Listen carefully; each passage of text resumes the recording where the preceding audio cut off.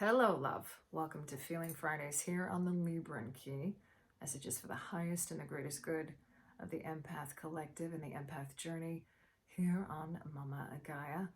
If you are returning here, thank you for being here. I'm sending each and every one of you a big hug and a big kiss, and thanking you again for being here along this journey. If this video has found you for the first time, or you have found it, depending on how you look at that, know that there is something here for you. That is always the intention that I put into these messages for those of you that are returning, if you are returning, and if you are finding this for the first time, okay? So we're going to get right into it, working with the energies of the Venusian Galactic Council, the energies of Venus, the Swan Spirit, and Ralph Ray here with us to talk about divine love, the alchemy of healing through divine love. Really wanting to focus here on the heart space and the heart chakra, healing around the heart chakra, healing around our own identities, because he's bringing in golden energy here too. Seeing a lot of emphasis here around the solar plexus as well. And also beauty, inner beauty with the swan spirit coming through. Knowing our true inner beauty and seeing beauty in the mundane. Seeing beauty in the mundane, seeing beauty in the everyday. As I am filming this, it is December 22nd, 2023. Christmas Day is approaching. We're very much in these heightened, Christed energies here on Earth as a collective, wanting me to really emphasize that, and also to emphasize the fact that Christed energies are available to us every day. That goes without saying.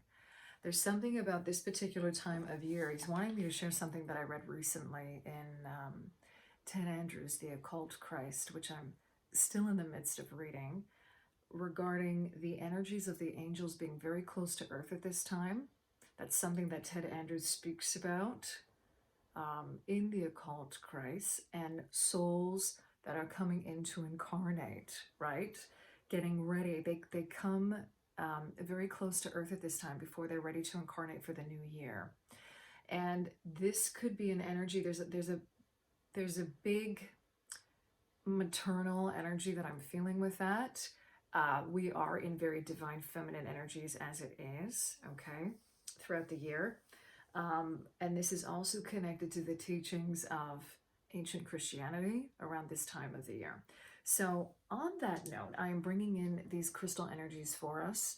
This is Kunzite, bringing in that very light pink Kunzite, very maternal healing energy, divine feminine, soothing, calming to the emotional body. And golden healer quartz as well, bringing those energies into this reading, because there's some kind of healing here that is always, I'm just looking at my notes here, focusing on with regard to the heart. I'm not going to be popping any cards today, but I'm having a lot of images of tarot cards coming into my mind, and specifically the Three of Cups, the energy of the Three of Cups in Pamela's Genius, the Rider-Waite Smith, okay? Seeing that image of three people in celebration with their cups held high. And what Ralph Ray is showing me is that that's an analogy for celebrating these emotional ups and downs, for lack of a better way of putting it, that we have all been through, especially within the last year, okay? As we go into this time of year, we are reviewing. A lot of us are doing that right now. And for those of you that practice, especially around the winter solstice, in a way that honors the return of the light, right? There is very much an energy here of review, right? Because we're now the energy is shifting again, right? As we move into this new phase here on Mama Gaia, in her cyclical nature, right? And her relationship to the sun, we're moving into a phase now where we are beginning to see the potentiality, right? of the year ahead. It's a turning of the wheel is how he's showing it to me. It's a turning of our understanding of time and our relation to self. And he wants to also really show here that the sun in astrology, and I'm speaking specifically to what I know in terms of Western astrology, the sun is very much connected to our identity, right? It's very much connected to how, and it's this whole solar plexus connection with the sun, right? The sun is also our light. It's also, he's showing me a representation of our light. He's actually showing me a flame, the inner flame that is within each and every one of us. And that as we begin to move into this new cycle now, into working with the seasons and working with Mama Gaia's energies, we're beginning to sort of build things up again, is how he's showing it to me. This is an energy of, we've gone through a sort of, and especially with these Mercury retrograde energies that are happening right now, there's a lot of reviewing that has been going on around this time of the year as we prepare to move into a new phase, okay? And we're going to feel that naturally. We're going to feel that naturally when we're attuned to Mama Gaia and her cycles, when we're attuned to the luminaries, being the sun and the moon, and by extension of that, the planets and what they're doing in relation to us, okay? Moving out of this Sagittarian energy into Capricornian energy, which is very much about getting down and doing the work now and initiating a new process, a new way of doing something, a new way of getting into something, initiating the work, okay? It's really interesting because Sagittarius as an energy is very broad in its perspective. I always see Sagittarius energy as like on the top of a mountain, seeing the big picture, right? Seeing everything holistically. And when we start to move into the energies of Capricorn, we're starting to take in all of that big picture energy and initiating it into doing the work. This is a whole other level of work, a whole other level of initiation. And coming back to the heart space and coming back to the empath collective, this is especially pertaining to our emotional healing and healing around the heart space. So take whatever resonates here and leave what doesn't, okay? So some of us are really coming into, I'm hearing the word mastery, that's what he's saying, that we're coming into a new level of emotional mastery. And this Three of Cups energy is simply taking a moment to celebrate that, And he's showing me the emphasis here on the number 3 and a trinity, right? And that we are essentially, at the core of us, one of the ways that we can see ourselves is as beings with a threefold nature, right? Mind, body, soul, mind, body, spirit, right? These are also connected to the energies of Christianity, right? And obviously they're different when we look at them from the church's point of view versus the ancient Christianity, right? And this connection to how there was a trinity within the divine feminine teachings and the divine masculine teachings, right? Also, he's pointing me to what I know in terms of the different cauldrons, right? The lower cauldron, the middle cauldron, the upper cauldron, the different aspects of self, okay? So all of these coming together in harmony, all because the trine in astrology as an aspect is harmonious. It's balanced, okay? He's now showing me the Three of Pentacles as well in the Mystic Mondays deck, which looks like, I'm just going to draw it here.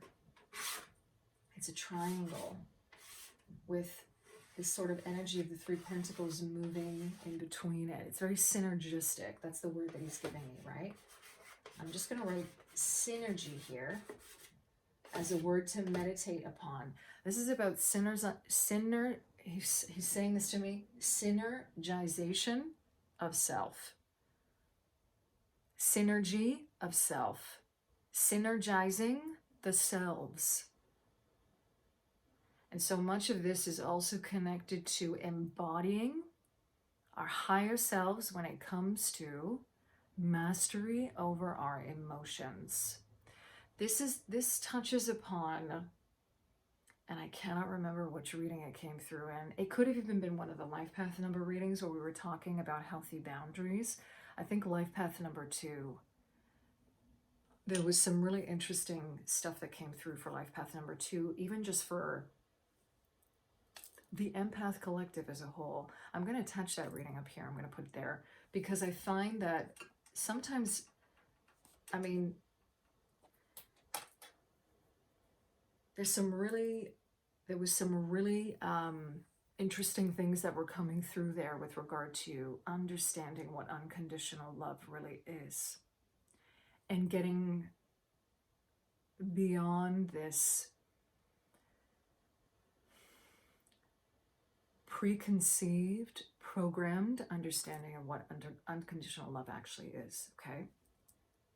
Now, in keeping with Ted Andrews and the occult Christ, one of the things that he does speak about, which resonates with me very much as I was reading this in his book, is that the love energy and the love frequency at this time of the year is very, very heightened. And I find that throughout the winter season, here where I am, here in North America, here in the Northern Hemisphere, when we go into the sort of move from the energies that start around the fall equinox to now, we're now moving into an energy, again, very divine feminine and very much connected to the energy of love and the heart space and the frequency of love, okay? So that is something that is very heightened at this time of the year that can actually help you to work with, to meditate with, to really ask Spirit to really connect with yourself around the truth of what it means to be unconditionally loving. Or what does that phrase even mean? How do I define unconditional love for myself? And where have I also gotten these ideas about what it means to be unconditionally loving? And when I say that, when I say ideas of what it means and the programming around that, I'm talking specifically about the disempowering aspects that come along with when you think you need to be or how you need to be unconditionally loving, okay? Things like being a doormat, things like having no healthy boundaries for yourself that lead you down a path of being taken advantage of. Being unconditionally loving, for example, to your own detriment. A lot of what had come through, and he's reminding me of this now, which is interesting because there's sort of an overlap here with the stuff that had come through the Life Path 2 reading, had to do with this idea of unconditional love for yourself and how a lot of empaths struggle with that. And a specific message that came through there was about this sort of dropping the shields around loving yourself, giving yourself the love that you need, the attention that you need. And what Ralph Ray wants to do right now is give you or give us ways that we can actually do this, okay? Because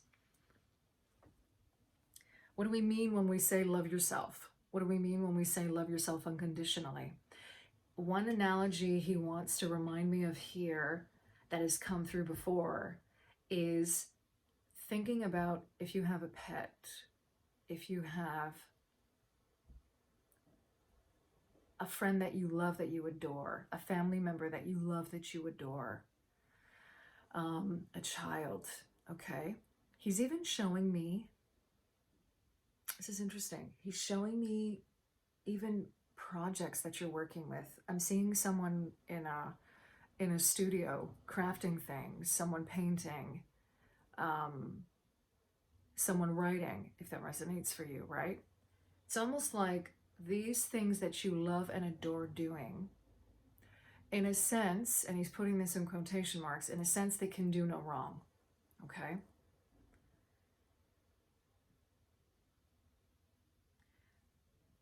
But when we want to bring, this is kind of the caveat that he's bringing through right now, when we want to bring out the best in those things, we don't just try to fix them. When we want to bring out the best in people, right? It's not coming from a place of you doing the work for them. And I'm getting off on a tangent here. He's bringing me back for a second. But he wants you to start with this basic feeling of when you love and adore something.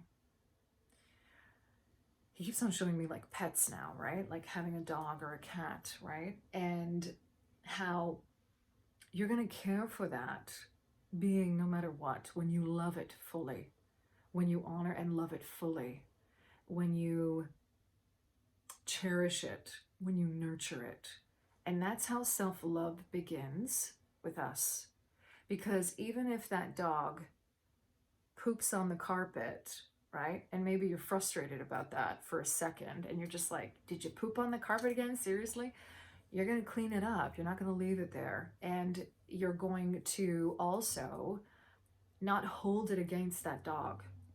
You're not going to say to that dog, well, you know, you pooped on the carpet now. You know, I'm gonna hold that against you now. I'm gonna keep grinding that into you now. I'm gonna keep, you know, going on and on and on about the fact that you pooped on the carpet. Okay, this is a really simple analogy, simply that he's bringing through to talk about how we can go on and on and on about things and be very critical of ourselves. When they're done, they're gone, they're finished. Now, it's crazy because this is probably going to end up being a bigger message than what I thought would be, but he wants us to start, and we can always continue this in another video, but he simply wants us to start by seeing how a pure love for someone or something,